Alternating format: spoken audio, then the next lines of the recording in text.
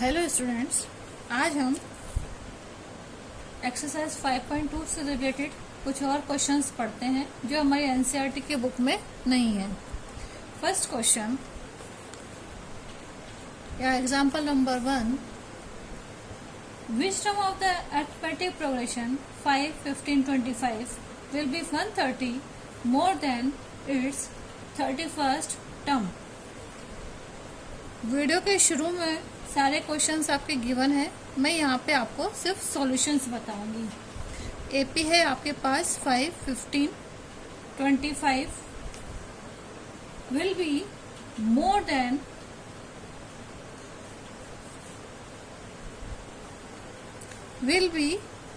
More than it's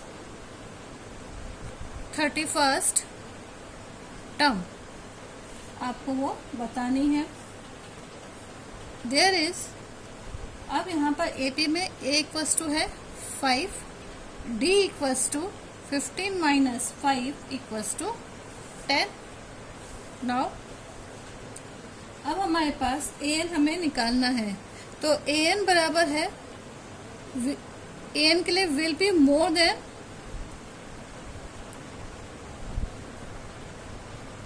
130 more than it's 31st term. जो हमारे पास A N है वो 130 इसके 31st टर्म से मोर देन है। यही है क्वेश्चन, हमें ए एन की वैल्यू निकालनी है। तो यहाँ पर A N equals to 130 plus ए हमारे पास है ए प्लस 30d, यही लिख सकते हैं। तो ए एन इक्वल्स टू हो जाएगा 130 प्लस ए की वैल्यू हमारे पास है 5 प्लस 30 इंटू डी हमारे पास है 10, तो ये हो जाएगा 135 प्लस 300। तो ए एन इक्वल्स टू हो गया हमारे पास 435। अब ये तो हो गया ए एन की value. According to question, which term of the arithmetic progression, अब ये 435 कौन से टर्म पर आ रहा है हमको वो बताना है। तो उसको बताने के लिए हम फॉर्मूला वापस से पुट करेंगे। तो ए एन है हमारे पास, ए एन को हम क्या लिख सकते हैं, ए प्लस एन माइनस 1 डी, इस तरीके से लिखा जा सकता है। That equals to 435। ए हमारे पास 5 है, गिवन ही है, प्लस एन माइनस 1 डी हमारे पास 10 है, that equals to 435। So 5 plus 10 N minus 10 equals to 435। So 10 N equals to minus 5 equals to 435 और 10 N equals to 435 plus 5 equals to 440। तो n की value हो गई है हमारे पास 440 अपॉन 10, दैट्स कैंसिल, तो दिस विल बी 44। तो n टर्म जो है हमारे पास वो है 44 टर्म, और 44th टर्म पर हमारी जो AP है वो हो जाएगा more than 130 it's 31st term, that equals to 435। Next question, example number 2, if the 8th term of the AP is 31st and 15th term is a 16 more than the 11th term, find the AP. 8th term equals to 31st 31 है, and 15th term जो है 15th term is 16 more than 11th term। ये हमारा given है, ये सब हमें given है। फाइंड द एपी, हमें एपी की वैल्यू निकालनी है। तो सबसे पहले एट टर्म कैसे लिखेंगे हम, ए प्लस 7d इक्वल्स टू 31, ऐसे ही लिखेंगे, that is question number 1। Now A 15th term जो है वो है 11th टर्म प्लस 16, तो 11th टर्म को हम कैसे लिखेंगे या 15th टर्म को हम लिखेंगे a प्लस 14D, और A11 को हम लिखेंगे A प्लस 10D प्लस 16। तो ये हो जाएगा हमारे पास A plus 14D minus A minus 10D equals to 16। तो A से A cancel means 4D equals to 16। So D equals to हो जाएगा 16 अपॉन 4, 4 4 जा 16। तो D हमारे पास तो आ गया, डिफरेंस हमारे पास आ गया 4। अब हमारे पास D की वैल्यू आ गई। अब हमें निकालनी है A की वैल्यू। तो AP क्रिएट करने के लिए हमें A की वैल्यू होना बहुत जरूरी है। तो we put the value of a D in equation 1। Equation 1 is A8 equals to A plus 7D equals to 31। तो A हमारे पास है, निकालना ही है हमें, तो ये तो निकालना है। 7 इंटू 4 इक्वल्स टू 31। तो A प्लस 28 इक्वल्स टू 31। तो A equals to 31 minus 28 equals to 3। तो A बराबर हो गया हमारे पास 3। अब हमें AP का फॉर्मेशन करना है। तो AP हमारे पास क्या हो जाएगा, A1 equals to A equals to 3। A2 बराबर A1 प्लस D। तो A1 हमारे पास है 3 और D हमारे पास है 4। तो ये हो जाएगा 7। A3 बराबर A2 प्लस D। A2 हमारे पास है 7 plus 4 equals to 11। A4 equals to A3 plus D। तो 11 प्लस 4 इक्वल्स टू 15। और A5 बराबर हो जाएगा A4 plus D equals to 15 plus 4 equals to 19। और तो AP इक्वल्स टू हो जाएगा हमारे पास 3, 7, 11, 15, 19 और so on। Next question, example number 3। Is 184 a term of the sequence 3, 7, 11? 184 which is AP equals to 3, 7, 11। 184 AP है या नहीं है, AP में आ रहा है या नहीं आ रहा है, ये हमें मालूम करना है। तो उसके लिए हम क्या करेंगे, AN हम मान लेंगे 184 है। N की वैल्यू निकालनी है। इसमें हमारे पास A हमारे पास है 3, D हमारे पास हो गया 7 माइनस 3 इक्वल्स टू 4। तो AN बराबर AN equals to A plus N minus 1 D। AN 184, A हमारे पास है 3 प्लस N माइनस 1, D हमारे पास है 4। तो ये हो जाएगा 184 equals to 3 plus 4N minus 4। So 184 equals to 4N minus 1, that equals to 185 equals to 4N। तो N की वैल्यू हो जाएगी हमारे पास 185 upon 4, that equals to 46 up। That's not possible, not possible, क्योंकि N कभी भी फ्रैक्शन में नहीं होता है। Next question, question number 4। The sum of the 5th and the 9th term of AP is 72 and the sum of the 7th and the 12th term is 97. Find the AP. The sum of the 5th and 9th term is 72 and the term of the 7th and term of the 12th is 97. Find the AP. हमें AP की value निकालनी है।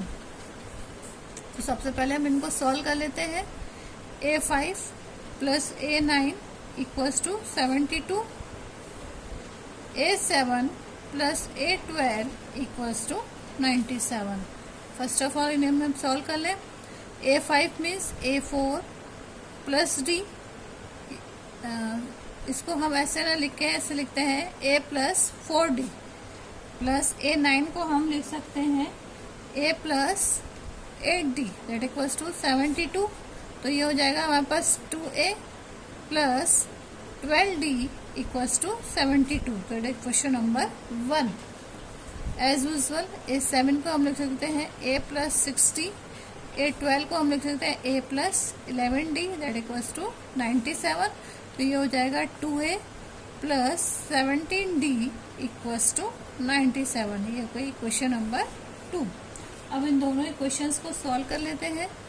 2A plus 12D equals to 72, 2A plus 17D equals to 97, minus minus minus that cancel, 17 minus 12 that equals to minus 5D, 97 minus 72 equals to 25। तो D हमारे पास हो जाएगा, ये minus है तो माइनस से minus cancel, D equals to जगह 25/5 that equals to 5। तो D की वैल्यू आ गई हमारे पास 5।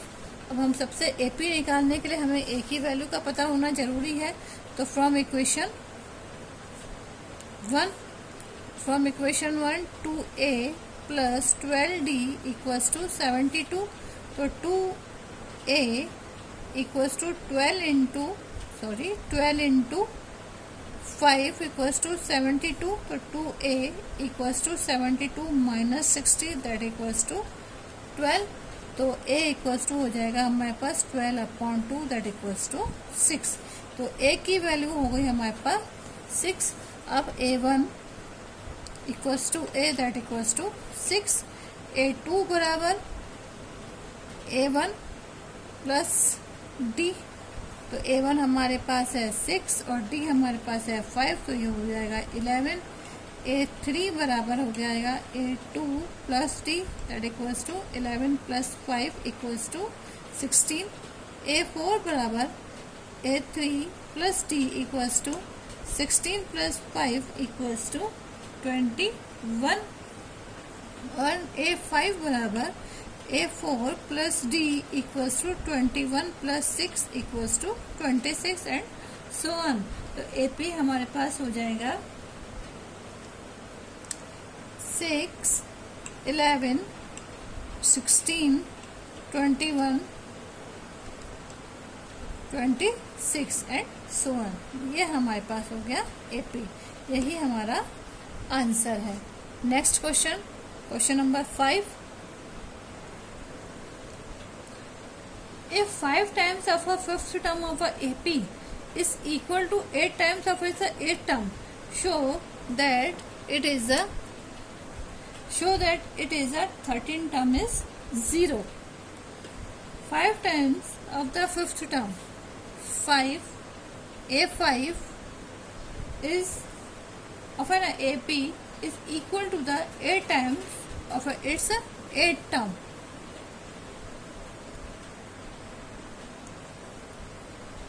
Show that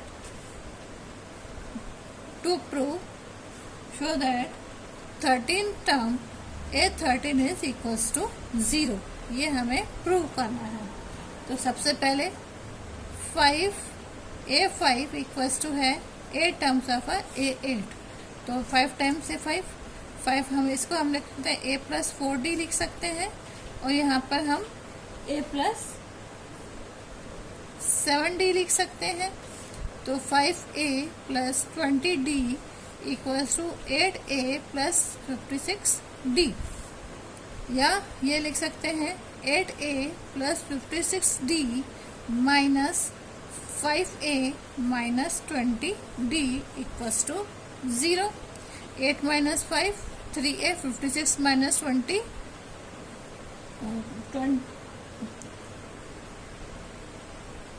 36D equals to 0। 3 common निकाला तो A minus 12D equals to 0, या A minus 12D equals to 0। अब ये तो हो गई क्वेश्चन नंबर 1। A 13 लिख सकते हैं हम, a प्लस 12d यही लिखेंगे हम। Put the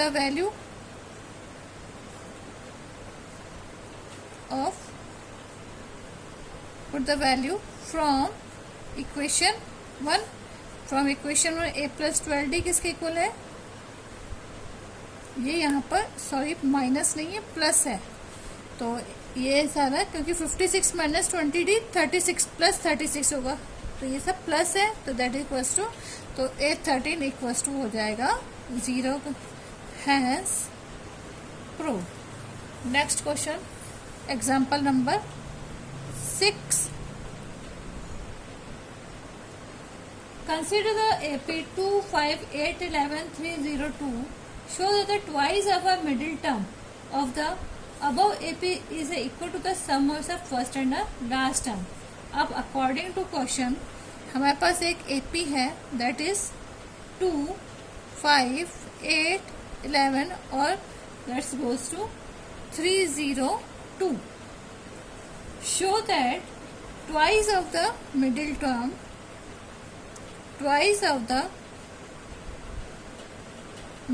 term is equal to the sum of its first and last term. ये हमें प्रूव करना है। टू प्रूव, अब यहाँ पर अगर हम देखें तो यहाँ पर a इक्वल्स टू है 2, d equals to 5 minus 2 equals to 3, a n equals to है 3, 0, 2, यही है हमारे पास। तो nth टर्म यानी a n बराबर हमारे पास है a plus n minus 1 d that equals to 3, 0, 2। a हमारे पास है 2 प्लस n हमारे पास है 3, n माइनस 1 और ये हो गया 3 equals to 3, 0, 2। 2 plus 3n minus 3 equals to 3, 0, 2, तो 3n minus 1 equals to 3, 0, 2, 3n equals to 3, 0, 3, तो n इक्वल्स टू हो जाएगा, तो n इक्वल्स टू हो जाएगा हमारे पास 303 अपॉन 3 दैट इक्वल्स टू 101। तो n इक्वल्स टू हो गया 101। अब ये तो हो गया हमारे पास ऑड नंबर हो गया। Now n is odd number and for middle term, और नंबर के जो हम मिडिल टर्म रखते हैं वो लिखते हैं हम n प्लस 1 अपॉन 2, यही लिखते हैं।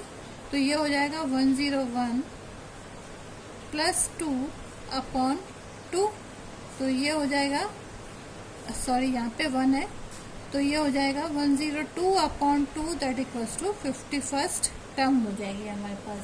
जो हमारी मिडिल टर्म हो गई वो तो हो गई हमारे पास 51st टर्म हो गई। अब A51 बराबर होता है a प्लस 50d, तो a तो हमारे पास है 2 अकॉर्डिंग टू क्वेश्चन, 50 और d हमारे पास है 3, तो 2 plus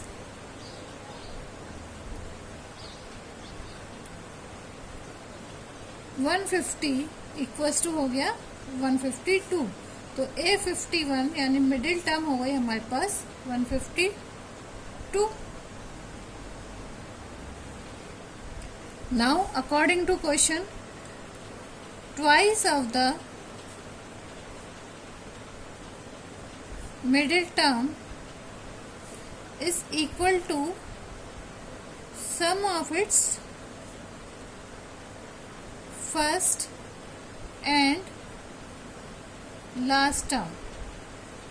Twice of the middle term, 2 into middle term हमारे पास आई 152 और sum of its last term, first term is 2, last term is 302।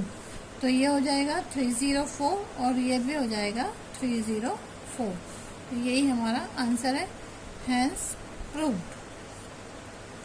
ये जितने भी एग्जाम्पल्स हमने किए हैं ये वीडियो के फर्स्ट में गिवन है आपको।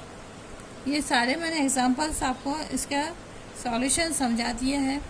कोई प्रॉब्लम हो तो आप मुझसे पूछ सकते हैं कमेंट बॉक्स में लिखकर।